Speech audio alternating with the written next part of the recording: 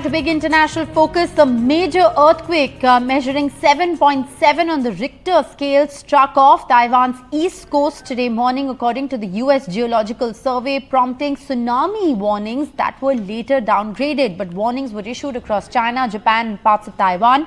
According to reports, at least 7 people have been killed and over 700 injured in the strong earthquake. Rescuers have been pulling out people from collapsed buildings. The powerful earthquake struck off Taiwan earlier today, rocking the entire island and collapsing buildings. The epicenter is located about 18 kilometers south of the city. Several aftershocks were felt in Taiwan, including one that registered a magnitude of 6.7, according to the US Geological Survey. According to reports, this is Taiwan's strongest earthquake that has been recorded in 25 years. Train services were suspended across the island of 23 million people. Subway services in Taipei have also been suspended. According to reports, things, however, quickly turned around quite normally in the capital, with children going back to school in the morning and commute appearing to be normal, as there were very stringent warnings that were issued, sent out on text, so people in a certain sense prepared for the scenario there. Let's go right across to NDTV's Vishal joining us with the very latest. So Vishal, we're given to understand that it's been quite a quick turnaround in terms of normalcy returning to Taiwan. Doesn't, of course, take away from the fact that 7 people have died and over 700 injured in this very dramatic earthquake. That is correct, Rishika. So the details are still emerging from the disaster. It's the biggest earthquake to strike Taiwan in the last 25 years. The latest details emerging from the incident suggest that at least 77 people are trapped across Taiwan in different areas. The government has not given details on what is the condition of these people. On the other hand, China has also offered assistance to Taiwan. It should be noted that China considers Taiwan as its territory and Taiwan rejects that notion.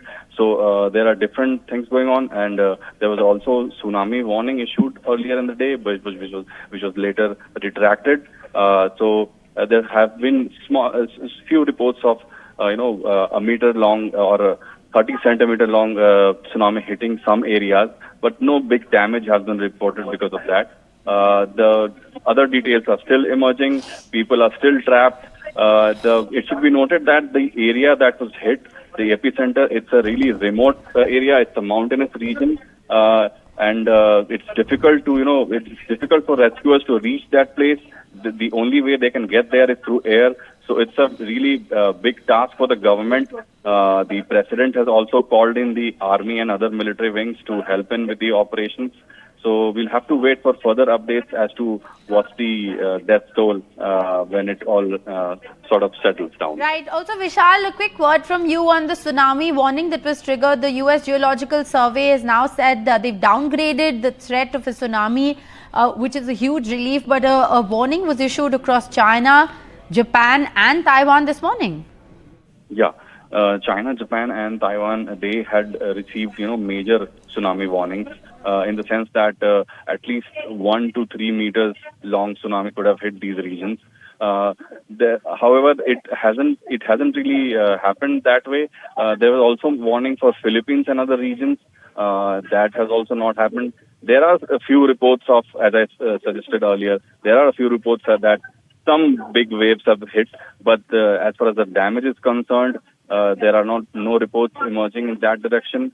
So as far as the scale of this whole devastation is concerned, it looks pretty big on paper. It's 7.7 magnitude, but on the other hand, the damage does not really correspond to that if you look at other regions who have suffered similar kind of damage. So it sort of shows you what kind of infrastructure Taiwan has.